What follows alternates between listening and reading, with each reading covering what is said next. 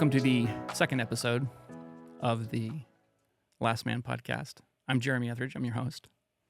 I'm Derek, the co-host. Good to see you, Derek. Yeah, it's good. Good to be back.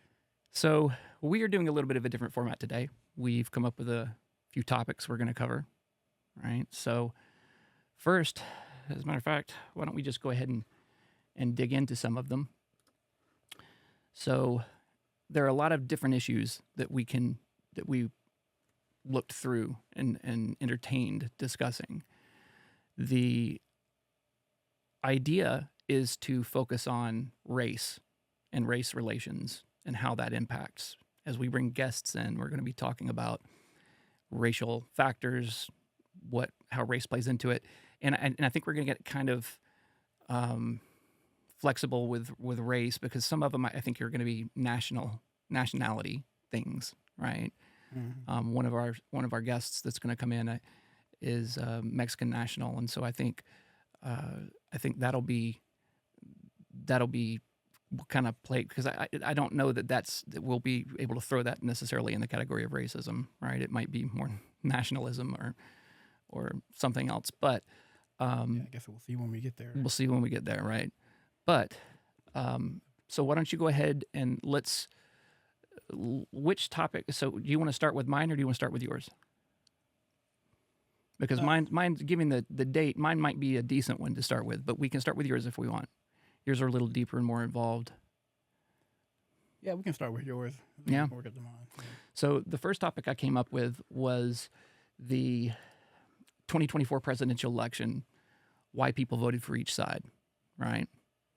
So this was one of the most wild election cycles I think I've ever lived through.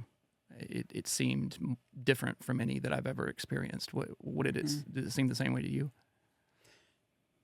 Yeah, I would say it seems more, I feel like people were more heated, more willing to voice their opinion for this election.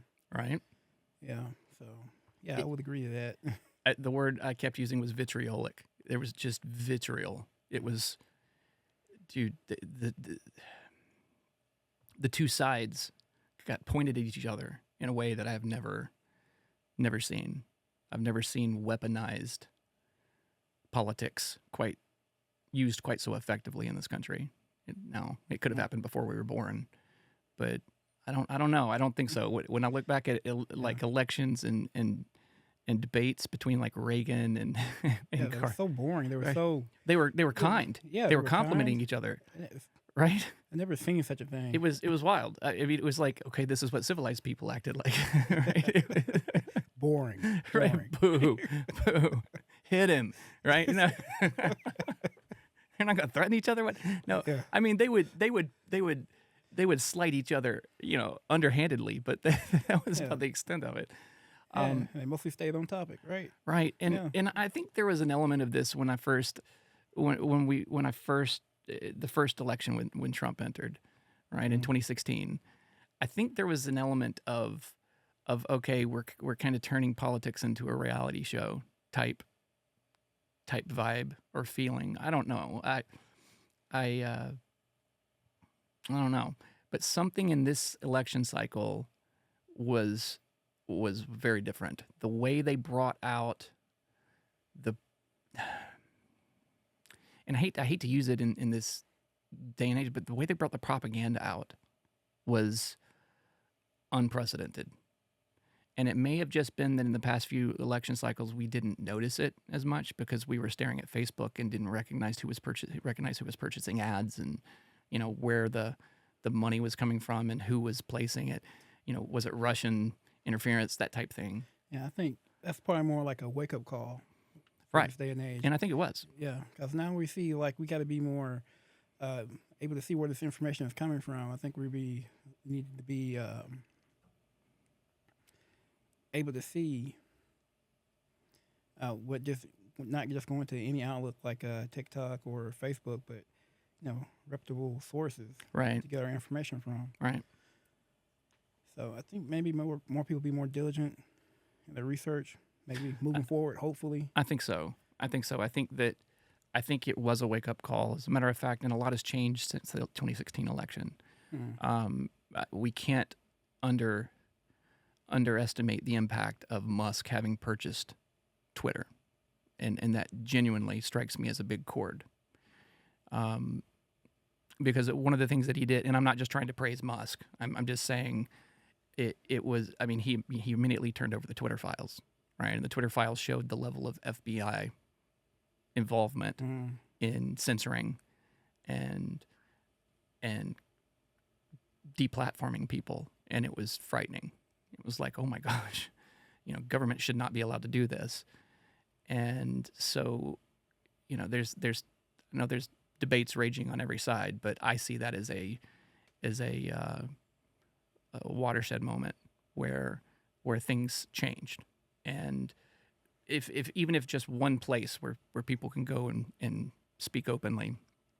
Now that said, there was an amazing amount of It's 19 hours.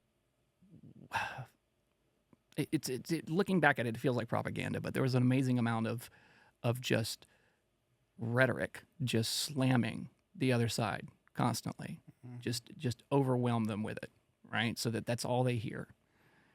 Words like fascist and Nazis and dictators and just hate-filled vitriol that I hadn't seen before, which really shocked me. And so either way, I don't think we've encountered it. Now that said, the topic is to dive into what the instigating factors for voting for either side were, right? And I believe you and I voted oppositely, didn't we? Am I correct? Yeah. Yeah. So I'll let you. These are the ones that I found listed as most pressing. What go through some of these if you would, and see if you agree. But are these representative of the reasons that you feel you voted? Why did you vote the way you did? Well, I mean, I guess you just vote with like a default setting. Like I didn't really like any of the candidates, besides writing my own name in. Right. Which wouldn't do any good because Tennessee is going to vote one way or, Yeah. I mean, we're already a Republican state, so Right.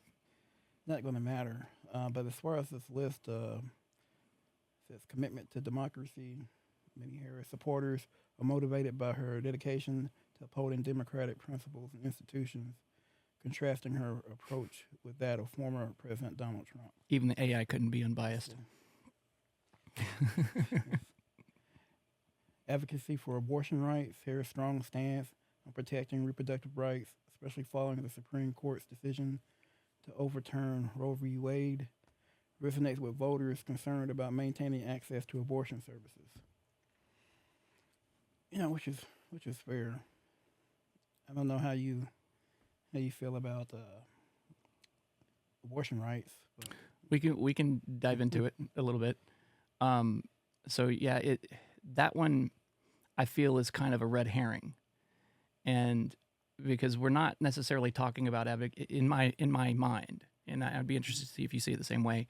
It doesn't feel like we're exactly talking about advocating abortion rights. It feels like we're advocating the appropriation or misappropriation of government to me.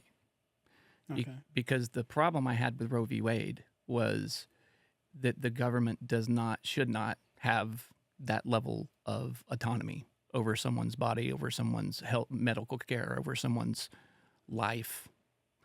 And I think it makes a lot more sense to have it down at the state level where it should have been passed to begin with, right? That is what should have happened. Let's not forget. What should have happened is each state should have come up with a decision. And the decision in my mind seems pretty, and this is a hairy subject, but the decision in my mind seems not cut and dry, but the solution does seem cut and dry. It seems to me, and has for a long time, like we have to find a line and say, this is the line where abortion becomes murder, right? Where abortion leaves the realm of a medical solution to protect the woman's body and becomes an interference that harms the child's body. If that line is 6 weeks, if that line is 16 weeks, I think every state has to, that both sides have to be willing to compromise and say, okay, we're going to meet somewhere in the middle. I think it happens at conception. That's where life begins. Let's say that, right? And I'm not saying I think that. I'm saying let's argue that position for a moment.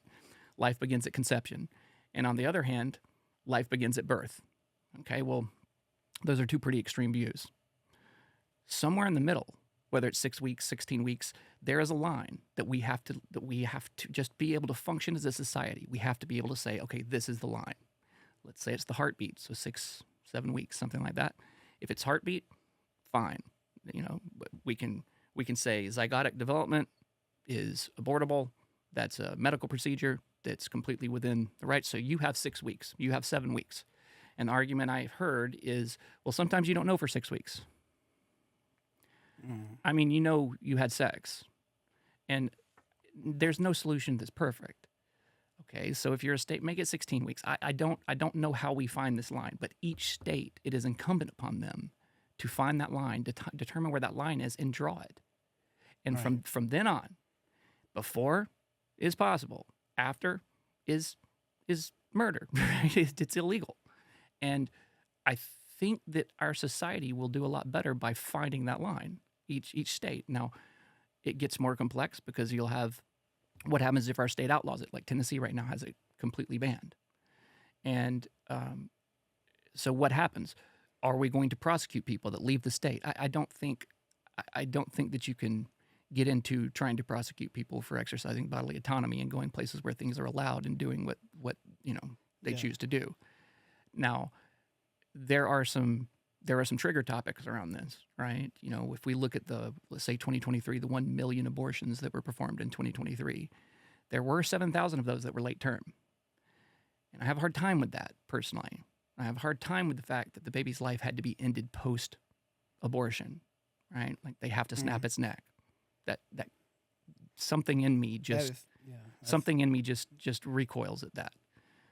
Now that said, I don't know that all of them were just voluntary. Some of them could have been medical necessity. I don't know all the specifics on that. So I'm not trying to judge. I'm just saying that every state does have to choose that line. But the idea of trying to prosecute people for leaving a state sounds the problem is I've heard it being used as what seemed like fear mongering, right?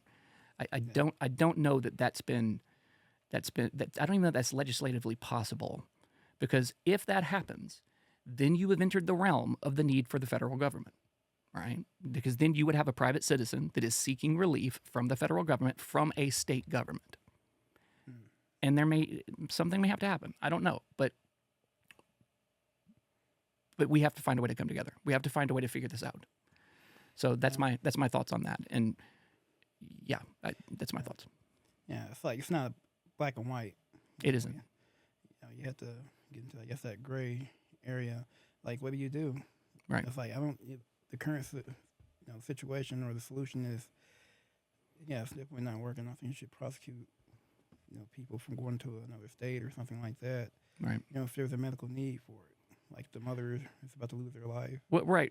That emergency like that. Rape and incest. There are almost certainly all this. situations that should have exclusions.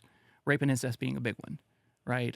I don't think we should be forcing a 12-year-old girl who is carrying a baby from rape to carry it. But I think that there is an argument for catching it in first 6, 8, 10 weeks, whatever that line is drawn at the state. I think there's an argument for that, and some states will disagree, right? And so maybe you drive, and yes, that will cause different burdens. But we as a society, a lot of this stuff, we as a society have kind of shifted, it seems to me, and this is going to kind of blur the line of the subject, but we've kind of shifted away from local support coming from churches and foundations at the local level, and sort of like twisted that into the realm of the government, which is why we've ended up with such what I perceive to be a bloated and distended government, a federal government. It used to be that churches would band together and help people in these situations if they couldn't afford something, if something needed to be done. this is tricky because of the subject matter and churches not wanting to help. But I think if we find a line that churches can agree with, the people that are voting are these church members, right? That's who we're talking about voting in these states. So come up with solutions. This is what we have to do. This is part of being civilized society, in my opinion. Right. So, I mean, I do like the fact that we're discussing it, and then it's not just outwardly mandated. And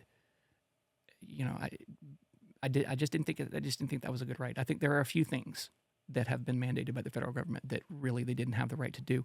I'm not saying it wasn't necessary in some circumstances, but yeah. So Yeah, I guess we'll get into that subject later. yeah, sure. So it looks like economic policies. Yeah, economic policies. Go ahead. Her proposals to strengthen the middle class, including raising the federal minimum wage to $15 an hour and implementing tax reforms targeting higher earners, appeal to voters seeking economic relief. Yep. Yeah, that's interesting. Yep. For environmental initiatives, Harris supports for the Paris Climate Accord and her commitment to combating climate change, attract environmentally cautious voters. See, now I have a problem. So both of those two, as I understand it, so the problem with the economic policy that I see, and I don't know about you, but raising minimum wage to $15 an hour, I do think we do need to raise minimum wage. The problem is that with the inflation running away the way that it is, we that's just putting a Band-Aid on a gut wound, right? It's just not the solution to what's going on right now. But yeah, I didn't mean to. I've interrupted. I didn't mean to interrupt. Go ahead. So yeah. Yeah, I'm just reading through this like these. Sure. Go for it. supporters Yeah, and things go like for it. that. Let's see. Support for social justice. Her background as a former district attorney and state attorney general, along with her focus on criminal justice reform, appeals to those advocating for social justice and equity. That's interesting. Mm-hmm. Representation and diversity. As the first woman, first black, and first Asian American to be a major party's presidential nominee, Harris candidacy. Candidacy. Yeah, there you go. Thank you. Mm-hmm. Is seen as a significant step toward greater representation in politics. Okay. Then you have leadership qualities. Voters appreciate her calm and steady leadership style, viewing her as a unifying figure capable of bridging divides. Well, that's interesting, yeah. Focus on healthcare. Harris' commitment to expanding healthcare access and reducing prescription drug costs resonates with voters concerned about healthcare affordability. And education initiatives. Her support for free tuition at four-year public college for most Americans and the creation of a national pre-kindergarten program appeals to voters prioritizing education. Right. And the last one is gun control measures. Harris's advocacy for banning assault weapons and high-capacity magazines aligns with voters seeking stricter gun control laws. Okay. Do you agree with those? I mean, do you think that those were those ticket items for you? Some of them are, at least half of them were. Yeah. What were your reasons? Well, always healthcare. That's always like an issue for me. I always think that people should be able to have healthcare, affordable healthcare. Mm-hmm. So that's always going to be a big ticket item for me. What was she trying to do with healthcare? As far as I know, I guess she was trying to turn back the clock to Barack Obama's presidency and kind of make it more like The Affordable Care Act. Yeah, as far as I understand it. Okay. Gun control measures. Mm-hmm. There needs to be something done about that. Does there? Oh, I mean, I think it shouldn't be able to give people who shouldn't have guns, access to them. Well, I mean, but it seems to me like we've taken great strides in that regard, right? Have you ever purchased an assault rifle? No, I never. Yeah. You have to go through a mandatory background check in order to do that, right? So it goes against the FBI database, runs against a national repository and clears you before they're allowed to sell it to you. Now that's not including things that like flea market firearm sales. That's a little bit different, and that's under the table, and I'm more than willing to discuss that. But the majority of the situations that we have run into are situations where adults have introduced a level of negligence in one regard or another, whether it is an adult, a newly adult, say an 18-year-old. We're in Nashville. We just had this happen at the Covenant shooting. Remember? Yes. This was an 18-year-old student, an 18-year-old young person that went and purchased rifles, had no background flags, and then went to the school where they felt they had been harmed. They made a hit list and just started executing people. That you can't legislate against that. That was an adult going crazy, right? You can't legislate against that. And the reason for that is because of the reason of the Second Amendment, right? The amendments are ordered. The first one's the free speech, because nothing else matters without that, if you can be censored. The second one is the right to bear arms, and that's to protect against oppression. And the worst scenario that we could end up in is if we did find ourselves under the reign of an oppressive government, and the only firearms we were allowed to have would be 7-shot pistols, and they're using machine guns. I know it's something we'll never have to worry about. Say it again? That's something we'll never have to worry about. Why? There's too many guns out there. Well, that's the thing, is you remember there was an assault rifle ban for years, right? Was it Bush? Or was it Bush that implemented, or was it Reagan? There was a federal assault rifle ban for many years, and I remember when it expired. And it, again, talking about things that I think are unconstitutional, right? It expired, and now you can buy assault rifles. And I think I don't know. It's a heated subject, I guess. But yeah. So gun control measures. So that was a big one for you as well.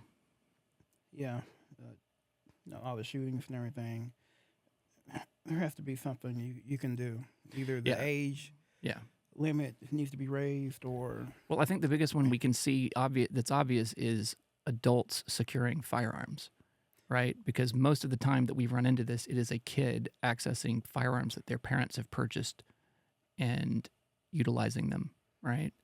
It's that's the biggest issue. So we're kind of down to a parenting issue, but well, at least now they're charging the parents. Oh yes, exactly, like that. Exactly, as they should be. Yes, 100%.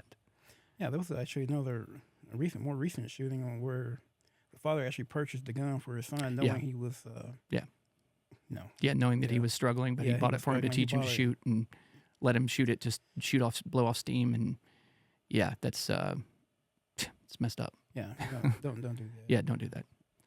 All right. Anything else before we promenade on?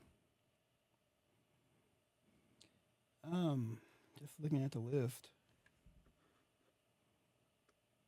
How about you? Let's talk about you. What mattered to you? Right? What was the determiner in your vote? Was it you just couldn't vote for the other side? Was it that you trusted what you were hearing about the side you chose? What made your decision? I guess you could say it just resonated with me a lot more. Like,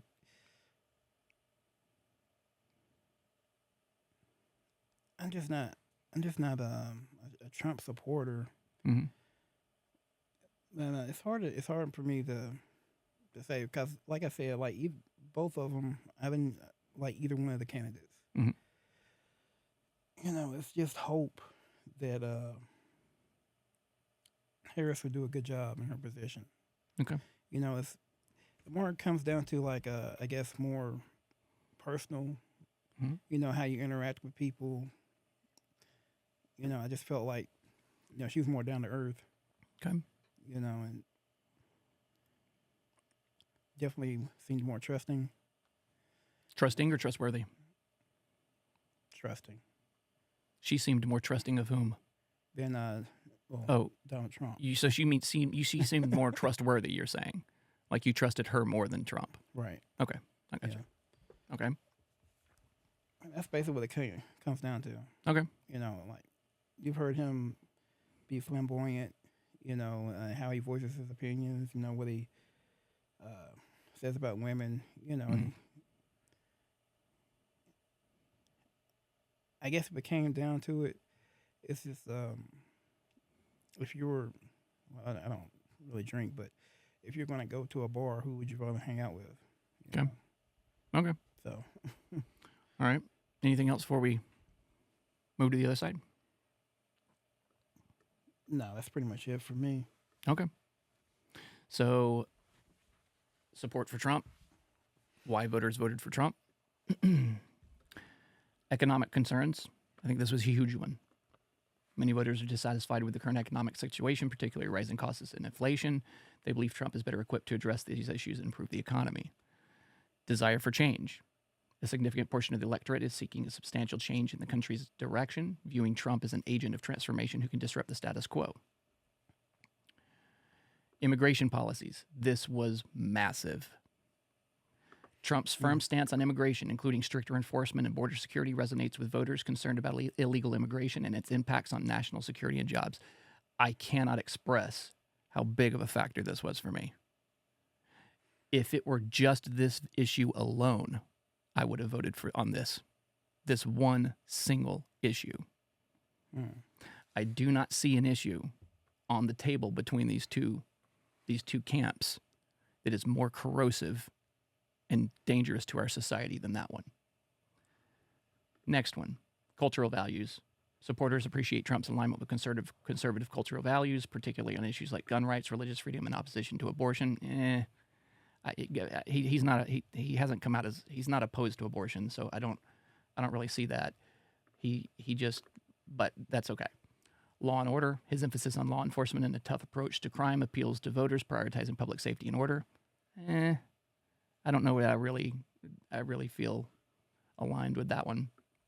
Foreign policy stance. Trump's America First foreign policy, focusing on national interest and skepticism towards international agreements, attracts voters favoring a more isolationist approach.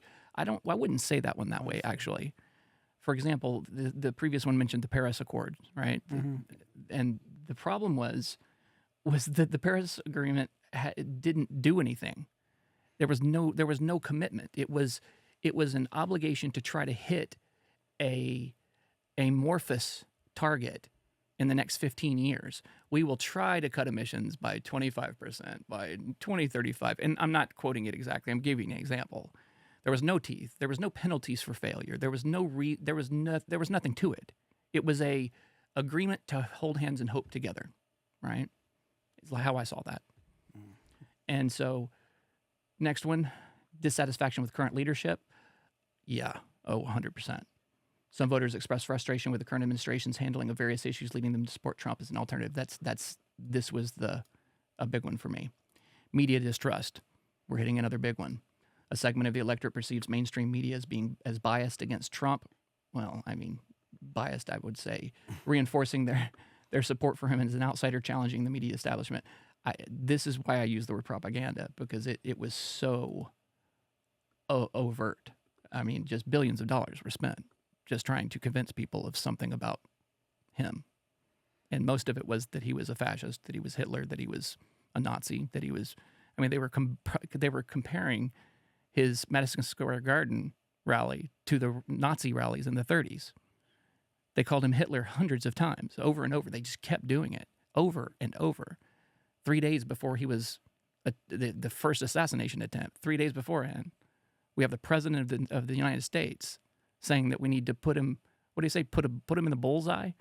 Yeah, that's what he said. 3 days before, what? Dude, bro. So next one, perceived persecution. Some supporters believe Trump is unfairly targeted by legal and political challenges, viewing their vote as a form of lawfare. I agree with this one. Lawfare. We have never had a sitting president prosecute their political opponents before, ever. And keep in mind, Nixon and Watergate went down without anybody ever accusing policies or the sitting president of lawfare, of using the DOJ, the Department of Justice, to attack them. That's exactly what happened.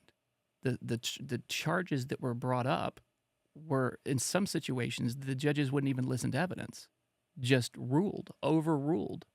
So it's just a very strange situation where distrust does not begin to articulate what I have begun feeling towards the federal government.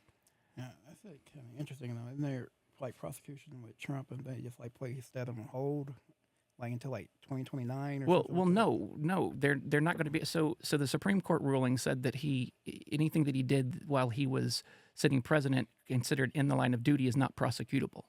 So that regards anything they try to get for there. So they need impeachment, stuff like that. As far as the other legislation, I don't know, but because some of it, like they prosecuted him with a felony for paying hush money to someone that he had slept with, that he didn't want talking to the media, and he paid them. And they determined that was trying to influence an election. What the what? What? That's a felony? To pay someone to shut up? I don't know what we're and the problem that I have is that one of Biden's executive staff dropped off of his administration and went down to work for the state of New York AG, specifically to prosecute Trump. What are we talking about, man? We are talking about the president of the United States attacking his opponent. And no matter how you look at it, there were situations where he was being accused of financial crimes. And the bankers that had loaned him the money are going, we do this every day. This is the way it's done. And the judges go, I don't want to hear it. He shouldn't have done it. And he literally overrules. And they say no harm was done. We made money. We're fine. They still ruled that it was a felony. So there, it strikes. And again, look, is it prosecutable after the fact? I don't know. We'll find out. But that isn't the issue. The issue that I have is the stranglehold that the current administration and the DNC appear to have over this federal government, the media apparatus, and the American people. It frightens me. It's like Invasion of the Pod People frightening. So, but that's me. So I think those are fairly representative. I don't know that we can hit them all. We're only 2 voters, but I think it was the illegal, if I could speak, immigration was a huge one. Especially the fact that it looks like they've not only been, because what they'll claim is that they've lowered immigration, but what they've actually done is started funneling them through ports of entry instead of having them cross the border. So they catch them on the other side of the border, bring them in through a port of entry, have them register through the CBP One app or whatever the name of the application is that they're using to request asylum. Mm-hmm. Every one of them are requesting asylum. They're then busing them into sanctuary cities. Many times they were busing them into swing states. And they were doing it, it seems like, with the hope of converting them to citizens, which is terrifying. How many people are we talking about? 10 million, 20 million, 30 million? That's a lot of people. That's a lot of people, Yeah. dude. That's a lot of people. I don't care. 30 million people is an appreciable percentage. That's almost 10% of the population. You're talking about 8.5% of the American population being just suddenly made citizens by the Democrats. It's frightening. And what? Then they're going to get on social services? What? Then they have complete. Our system is not tenable as it is. We can't afford the expenditures of the federal government as it is. The inflation is the proof of that. We're spending too much federally. The federal debt's $35 trillion now. 35. It's insanity, man. It's insanity. We have to stop spending. We have to cut programs. This has to change. This is not going to be a country if we don't change this. We won't have anything to leave to the next generation. We will go bankrupt. Yeah, we're just going to sell off bits and pieces. That's right. We will Like we've go been up for doing, sale but, as like a cheap estate sale, and land will crash, the dollar will crash, everything will crash. We've already seen the Asian markets, the Russian market, all of them, because of the sanctions we placed on Russia, Russia's now completely moved off the dollar.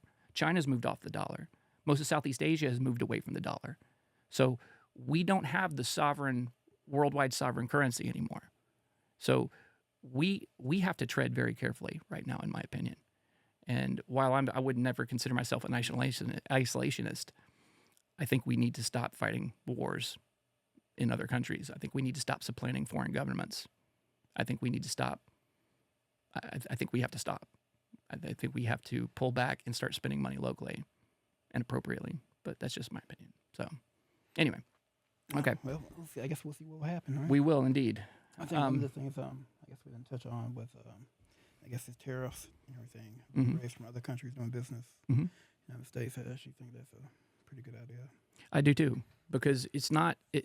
I've heard it demonized, but it's not like you just say, "Oh, guess what? Tomorrow there's going to be a 25% tariff on all imports." It's not like that. What you do is you say, "Okay, you have 5 years of compliance. Over the next 5 years, there's going to be a sliding scale tariff imposed, and in 5 years, there will be a 25% tariff on imports. So come in and set up shop here. Come build here, right? Come open companies here." That's what happened with Toyota. Toyota had tariffs imposed on them. So they started opening manufacturing facilities here, and now Toyotas are built locally in the U.S., giving U.S. jobs. And that's what stimulates economy. That's what stimulates growth. Because right now we're outsourcing so much to China, it's insane. And they don't seem to be... I honestly, I have a hard time telling how friendly China is. So I don't know. But I think we need to bring more industry here in the States. So I don't consider that isolationist. I consider that economically sound. Right? Exactly. That's how you improve your infrastructure. Right. And everything. Build resiliency. Yeah, we don't keep selling off bits of our country. Agreed. But top steel industry at one point in time. Yeah. And oil. Yeah. That's a big one.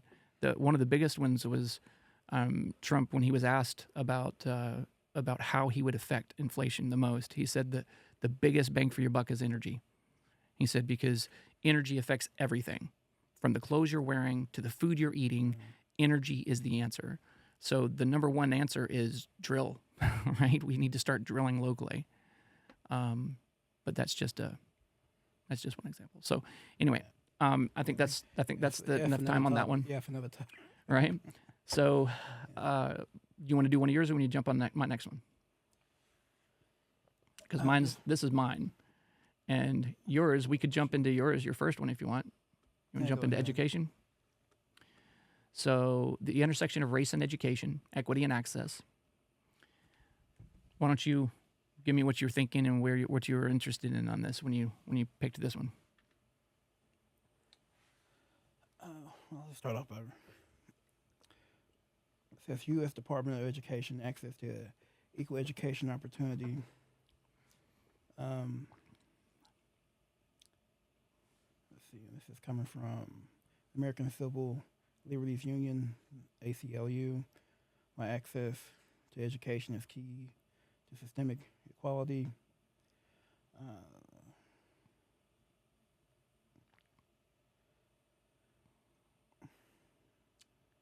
I'll just go through this. Well, you can read them, or why don't you tell me, rather than just reading through these, I listed these so we could just buff up on this.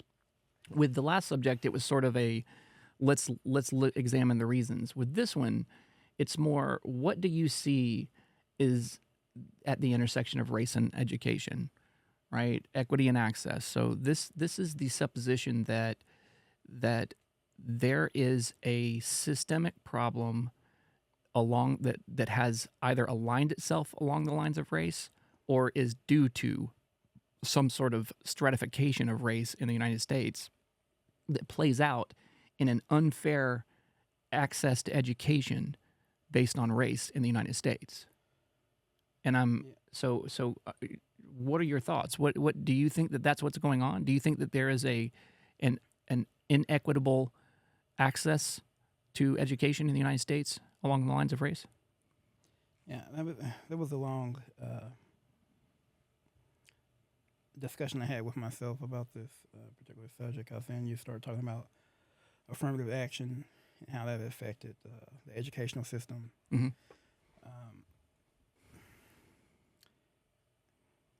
With this, it talks mainly about the Here, I tell you what. Tell you what. Let's pause for 2 seconds because I need you to run to the restroom. Let's pause for 2 seconds, and we'll reset that, and then we'll come back. Is that okay? Yeah, that's fine. Okay, pause. Welcome back. So let's, like you just mentioned, let's get into the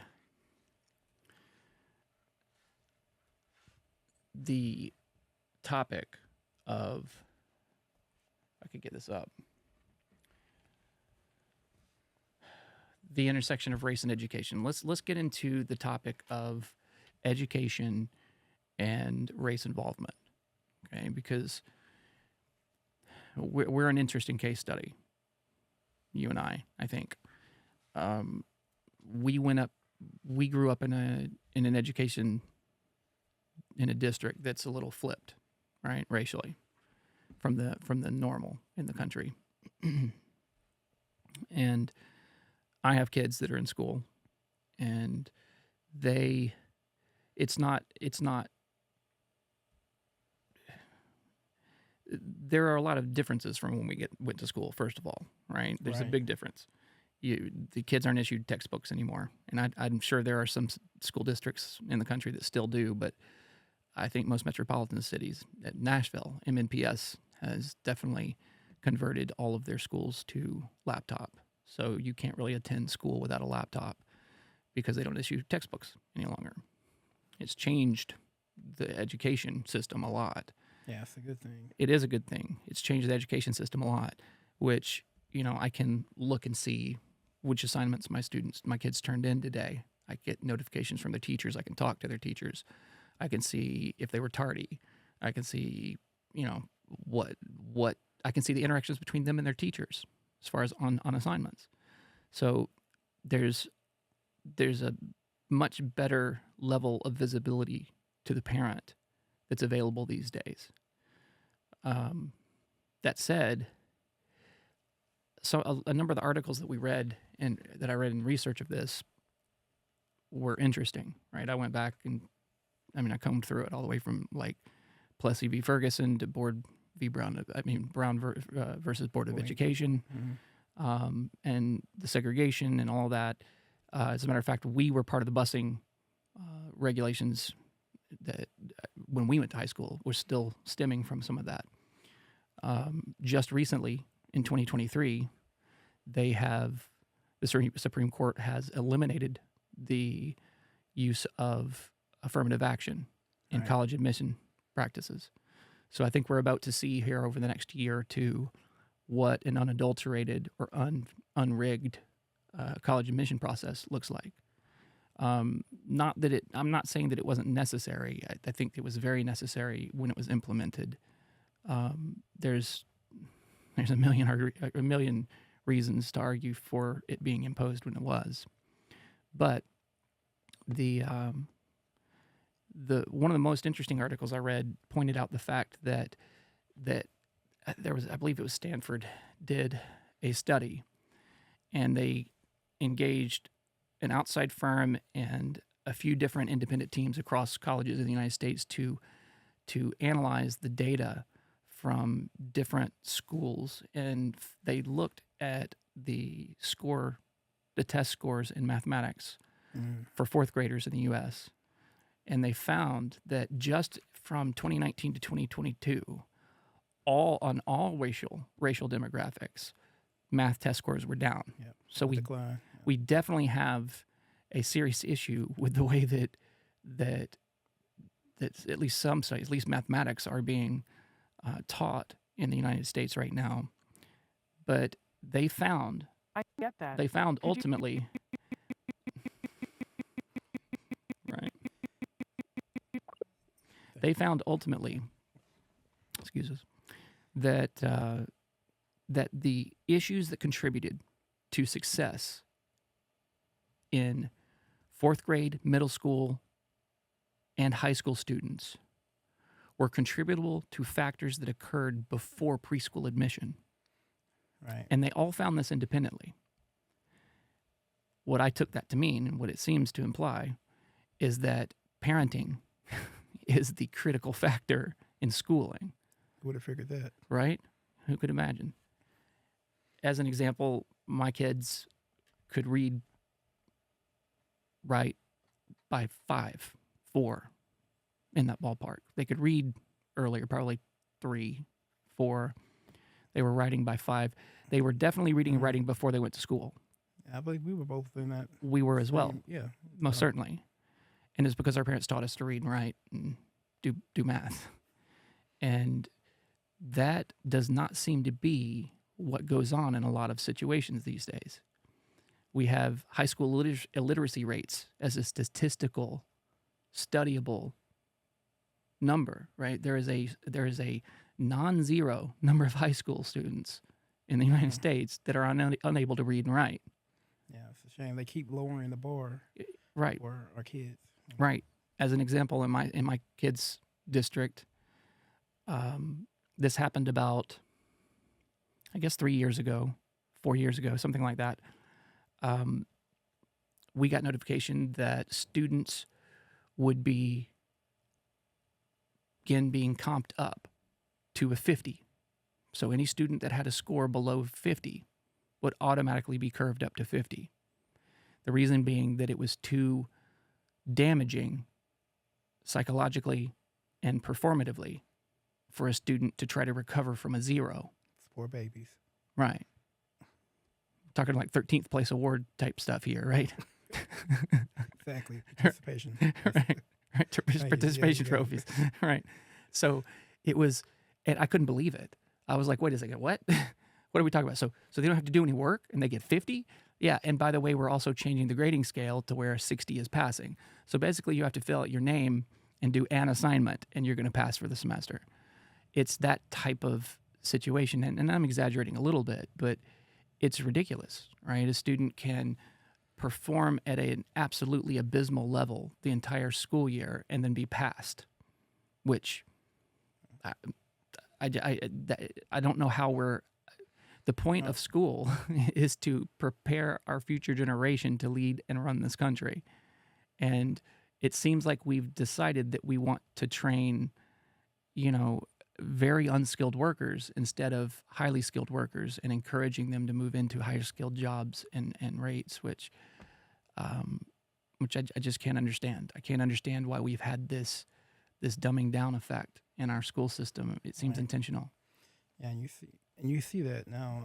You can understand why teachers are frustrated now. Right. They don't have control over their classrooms anymore. Nope. And if you're going to pass anyway, what's the motivation of learning to read? Right. Write, Right. math, any of that. There's no recourse. Right. You can't discipline. You can't do anything. Yes, and at the same time, we're not going to pay you hardly anything. Right. Yeah. At most, we'll send them out of the room for 30 minutes. Then they'll come back. Right. Because they yelled at you and called you names and posted you on social media. Yeah, exactly. Yeah. Yeah. It's absurd. So you get these people who are unmotivated. They have no direction. And I think we touched on a point where a lot of these kids come from single parent homes. So they're not getting like the parenting that they need. Right. That's a huge one. And as a matter of fact, we are talking about racial disparities, and that one was the one that really shocked me. Finding out the disparity in the single income parent rate really was shocking. Finding out that they're sort of flip-flopped, that it's 20% of white children grow up in a single parent home versus 80% of black children grow up in a single parent home. That's heartbreaking. Yeah. Especially when you start talking about inner city situations where mom's working, trying to keep up, and the kids are just out running the streets. It gives a lot of explanation as to what's what's going on in some of our inner cities. But the way we combat that is complex. You know, I don't know how do you think we approach it? How do we begin to offer? How do we begin to fix this? What changes it?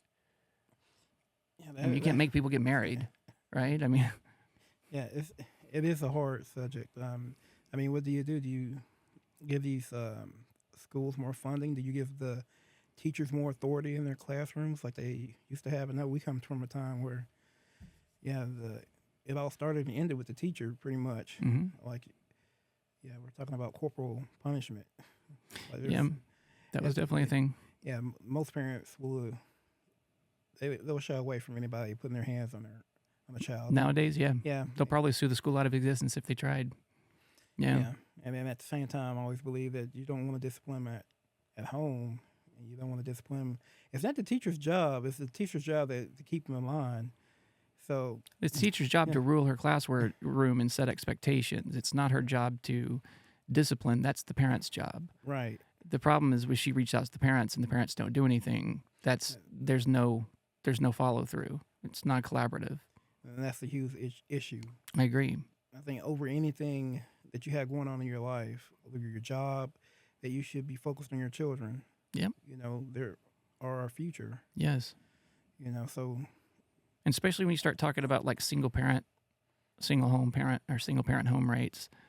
You know, if you go back to the 50s, I want to say it was an appreciable percentage, something like 30 to 33% of weddings and marriages were shotgun marriages because somebody got pregnant, right? Because they couldn't stand the social stigma of being pregnant and not married.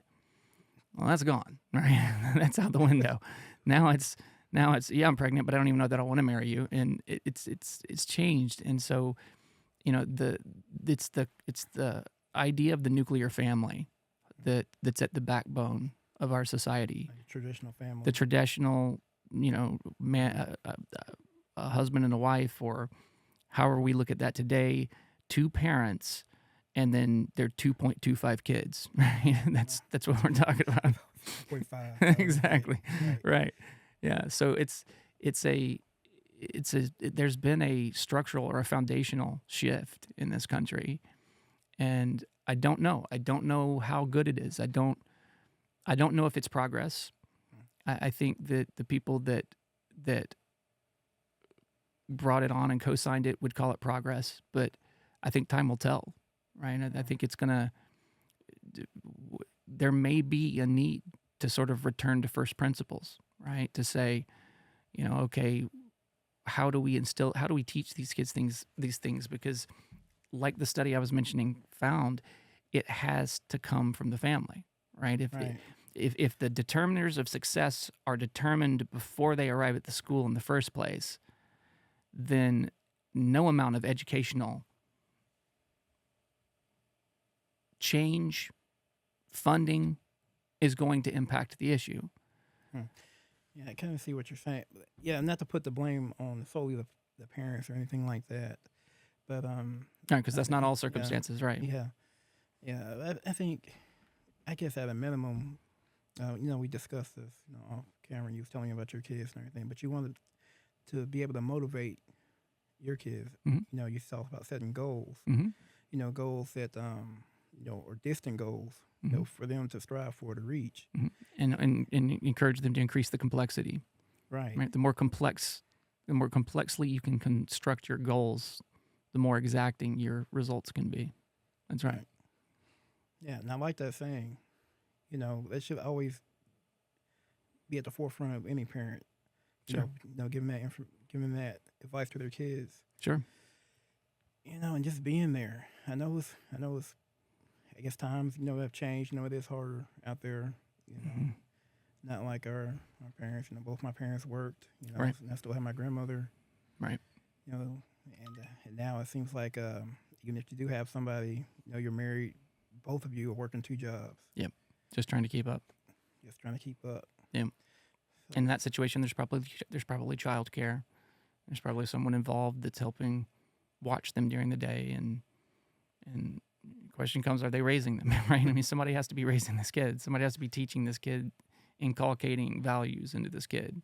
Right. You know, Right. That's so important. yeah, I feel like we learned ours on the street, sort of. You know, like the situation. It's natural. Yeah, the situation. Well, like the situation we were talking about, where we found the wallet on the side of the street. You remember? Oh yeah. And it had $80 in it, and we decided we went to my parents and they looked at the guy's ID and went and found him, and it turns out he was an old man that couldn't have afforded to pay his rent if we had done something else with that money. Yeah. And that taught me something, man. He for the rest of his life, literally for the rest of his life, he dropped off vegetables and stuff every week for us to eat, and until he passed, like a year and a half. And that taught me something, and that concreted something in me that I pulled on for the rest of my life, that shaped me, because not only it was sort of twofold. Not only did we make a choice that felt right, and I think he gave us $20, like you mentioned. Yeah, he gave us these $20. Yeah. Which was nice, but it really made an impact on me, the way that he chose to turn around and invest in us, to teach two young men a lesson. Right. And it did teach two young men a lesson, one that played out throughout my life, played out in front of my children as you walk out of something from the Home Depot and realize that you didn't pay for something. And instead of looking at it like, oh, well, they make tons of money, you go in and you say, I didn't pay for this, and you pay for it. Right. It's important for children to see things like that. Yeah, and we talked about some my father did, like you just said. Yeah. Yeah, perfect example. Walking out, realized he didn't have the exact change. Instead of just walking onto his car, he went back. Mm-hmm. And gave it back. Yeah. And that's how you should always raise your kids to. It's huge. Yeah, because they're always watching you, right? Well, it's not just that. To not do that is an erosion of the fabric of our society. Literally, it erodes the principles on which our common trust stand. Right? It's the commonwealth. It erodes it. And whether you're talking about your state, your federal, we have to be people of principle that are going to stand up. Like I mentioned, all manner of evil occur when good men see the right thing to do and choose not to do it. Right. It's this turning a blind eye that damages us all. But yeah. Yeah. So that was a good moment in your life. It was a huge moment. It was one that had echoes throughout the rest of my life. I've never